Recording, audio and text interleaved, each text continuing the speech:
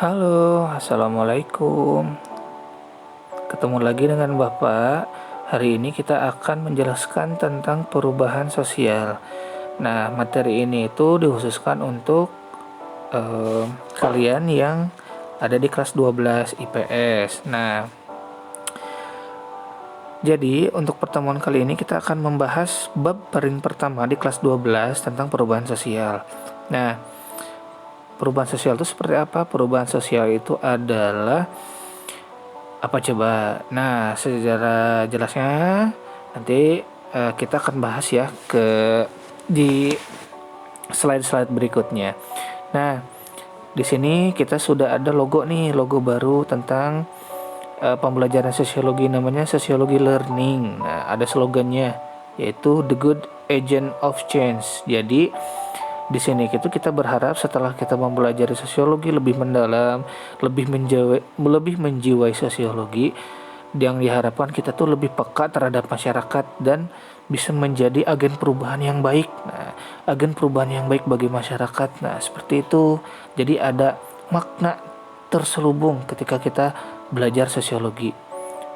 Begitu kira-kira. Oke, langsung saja kita akan membahas apa itu perubahan sosial.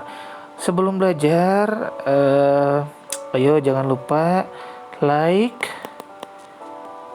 comment, dan subscribe video ini. Gitu ya. Oke. Nah, ini adalah materinya di kelas 12 IPS 1 bab 1 perubahan sosial di masyarakat. Oke. Ini ada beberapa faktor yang menjelaskan terjadinya perubahan sosial menurut para ahli dulu ya. Nah, di sini ada menurut Emil Durkheim. Nah, bisa kita baca. Perubahan sosial terjadi sebagai hasil dari faktor-faktor ekologis dan demografis yang mengubah kehidupan masyarakat dari kondisi tradisional yang diikat ke dalam solidaritas mekanistik ke dalam kondisi masyarakat yang modern. Nah, kondisi yang modern ini namanya atau diikat oleh solidaritas organistik. Nah, jadi artinya apa? Nah, di sini kita garis bawahi ya.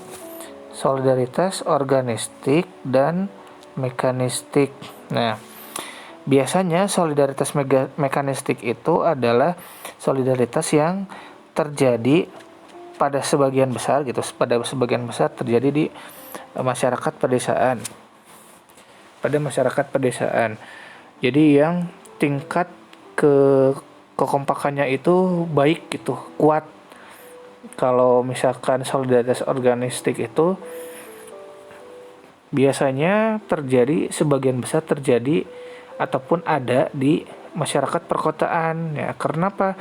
Karena di masyarakat perkotaan itu mata pencarian sudah terspesialisasi. Jadi saking banyaknya, jadi orang-orang di sana tuh solidaritasnya dibentuk atas dasar spesialisasi mata pencarian gitu. Kalau misalkan di pedesaan kan memang tidak semuanya homogen gitu, heterogen juga ada, tetapi ada yang dominan gitu. Kalau di mekanistik atau di pedesaan, kalau misalkan di organistik di perkotaan itu lebih beragam. Jadi itu. Kemudian ada Kingsley Davis. Kingsley Davis itu adalah mengomongkan bahwa perubahan sosial yaitu perubahan-perubahan yang terjadi dalam struktur dan fungsi masyarakat. Nah, kita ketahui di kelas 11 kita sudah belajar struktur sosial. Jadi di mana struktur sosial itu adalah sebuah sistem yang mengatur keseluruhan hidup masyarakat. Jadi terbayangkan kalau misalkan sebuah struktur sosial yang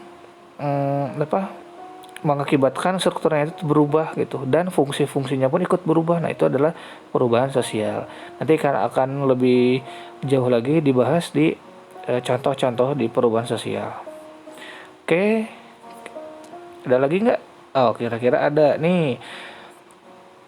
Di sini ada tokoh namanya Arnold Toynbee. Nih, Arnold Toynbee Nah, Arnold Toynbee juga mengemukakan tentang perubahan-perubahan sosial.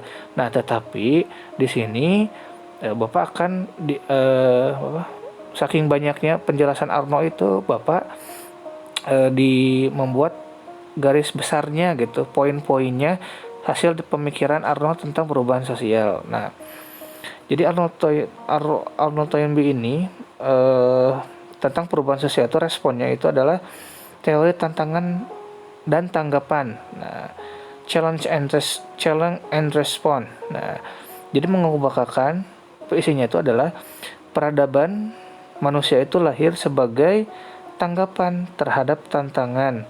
Nah, kemudian tapi di sini mengemukakan juga Arnold Toynbee juga tantangan manusia itu ataupun tantangan masyarakat itu bisa diartikan tantangan yang tidak terlalu berat.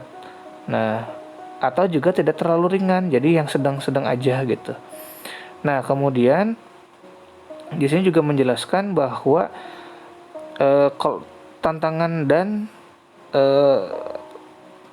tantangan ini diperlakukan juga terhadap kelompok-kelompok elit gitu.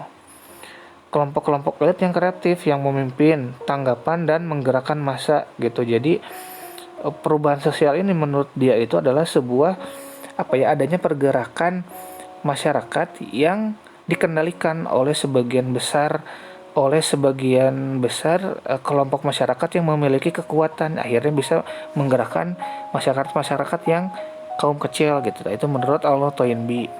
Kemudian yang poin keduanya adalah tidak adanya peradaban yang dapat terus tumbuh tanpa batas. Nah, lanjutannya lagi, bila kelompok elit tidak berperan, maka peradaban itu akan hancur atau akan mandek gitu. Nah, jadi tidak ada peradaban manusia ataupun peradaban masyarakat yang dapat terus tumbuh gitu tanpa batas, itu pasti ada akhirnya gitu. Kenapa? Karena tidak adanya itu tadi kelompok yang elit gitu, kelompok elit itu yang memiliki kekuatan itu tidak berperan lagi, tidak berfungsi lagi. Nah, jadi yang mengendalikan peradaban itu tidak punya kekuatan, akhirnya peradaban itu hancur atau lenyap gitu. Kemudian kehancuran budaya bisa terjadi karena perang, karena pertentangan kelas, pertumbuhan penduduk. Kemudian poin yang terakhir adalah perubahan budaya berlangsung siklikal. Siklikal itu adalah perubahan yang berulang-ulang. Lahir, tumbuh, pecah, hancur, kemudian lahir lagi gitu. Menjadi ada polanya gitu. Makanya disebut siklikal atau berulang. Oke. Itu definisi-definisi menurut para ahli. Kemudian masih ada nih yaitu Auguste Comte. Nah, Auguste Comte itu kalian pasti tahu kan, bapak sosiologi yang membukukan secara empiris tentang sosiologi. Nah, bapak juga sama ini membuat poin-poin tentang pemikiran Auguste Comte. Nah, si Comte ini yang pertama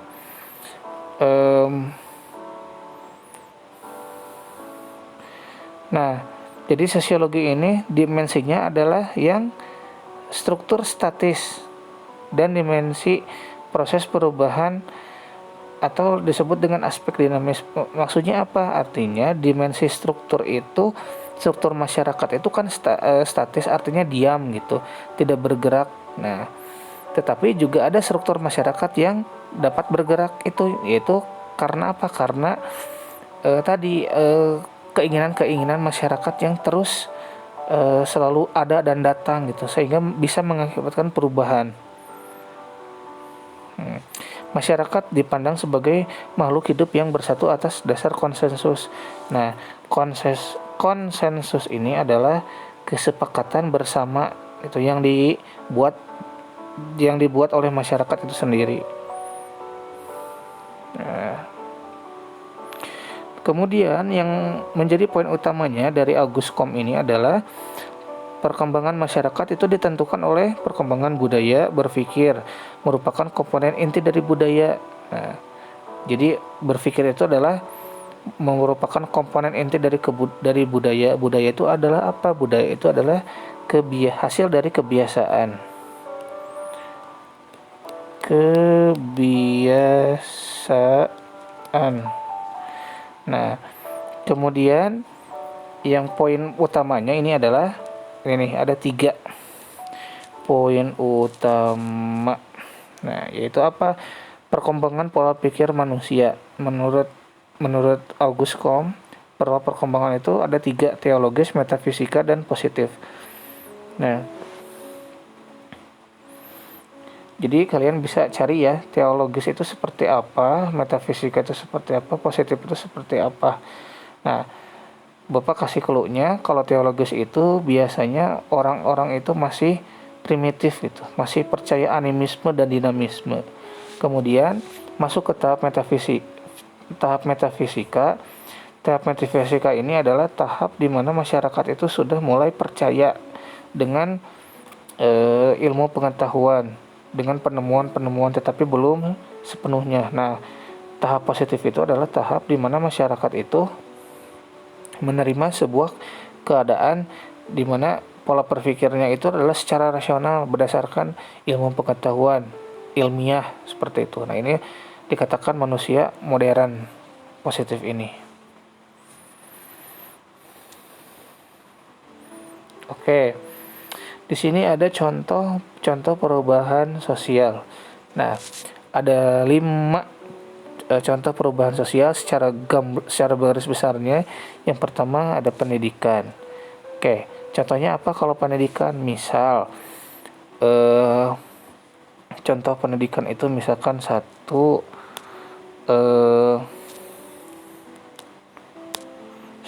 itu misalkan sarana.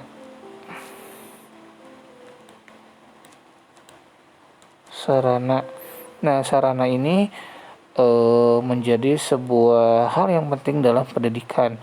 Dulu kalau misalkan orang tua kita belajar itu belum ada proyektor, belum ada infokus, belum ada whiteboard, hanya sederhana buku dan papan tulis kapur biasa seperti itu. Sekarang kan sudah banyak menggunakan sarana seperti teknologi, ada IT-nya. Nah, itu adalah sebuah bisa merubah sosial, bisa menimbulkan perubahan sosial dalam bidang pendidikan gitu. Jadi sekolah itu sekarang serba canggih.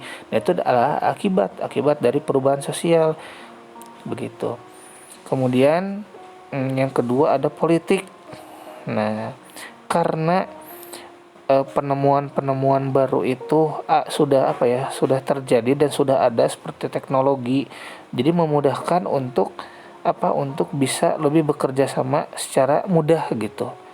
Nah, kalau misalkan dalam bahasa geografi adalah geopolitik. Jadi lebih mudah untuk bermanuver politik secara pasti karena adanya kemudahan-kemudahan untuk berpolitik seperti itu. Kemudian sosial banyak ya dari masyarakat. Jadi mulai dari pola pikir. Nah, dari pola pikir, kemudian kesejahteraan, kemudian tingkat wawasan seseorang, tingkat wawasan masyarakat lebih berkembang lagi, lebih percaya ilmu pengetahuan dan berpikir lebih rasional gitu berdasarkan penelitian, berdasarkan ilmu pengetahuan seperti itu. Kemudian dari IPTEK, ilmu pengetahuan teknologi, sangat jelas ini banyak karena dari manusia itu berpikir kemudian menciptakan sesuatu gitu. Dulu tidak ada yang namanya ojek online gitu, gak kepikiran kan sama kita dulu. Kenapa sekarang ada ojek online? Berarti itu adalah sebuah hasil pemikiran kan gitu, sebuah hasil pemikiran yang diciptakan menjadi sebuah alat teknologi. Nah, itu bisa dikatakan salah satu contoh perubahan sosial dalam bidang ilmu pengetahuan dan teknologi. Gojek misalkan. Gojek. Nah, kalau budaya apa? Kalau budaya itu biasanya pertukaran budaya. Nah, pertukaran budaya atau perpaduan budaya. Nah, atau bisa dikatakan dalam istilah sosiologi akulturasi. Nah, seperti itu kira-kira. Oke, nah ini adalah eh, contoh perubahan sosial. Nah, jadi dari definisi sampai contoh perubahan sosial itu adalah bagian awal, bagian pertama materi perubahan sosial yang akan kita pelajari. Jadi ada 3 sampai 4 bagian materi perubahan sosial. Jadi untuk pembahasan bagian pertama sampai di sini dulu. Nanti kita akan lanjutkan di pembahasan bagian kedua ya. Jadi lanjutkan gitu. Silahkan nanti kalau sudah selesai nonton video ini, kalian bisa mencoba mengklik bagian keduanya gitu. Nanti ada di link deskripsi.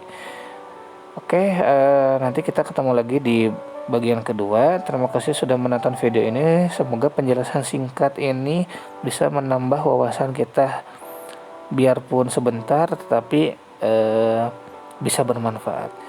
Terima kasih atas perhatiannya. Mohon maaf bila ada penjelasan yang kurang jelas. Silahkan nanti kalian bisa hubungi Bapak secara personal. Oke, terima kasih sudah menonton video ini. Salam sosiologi, the good agent of change.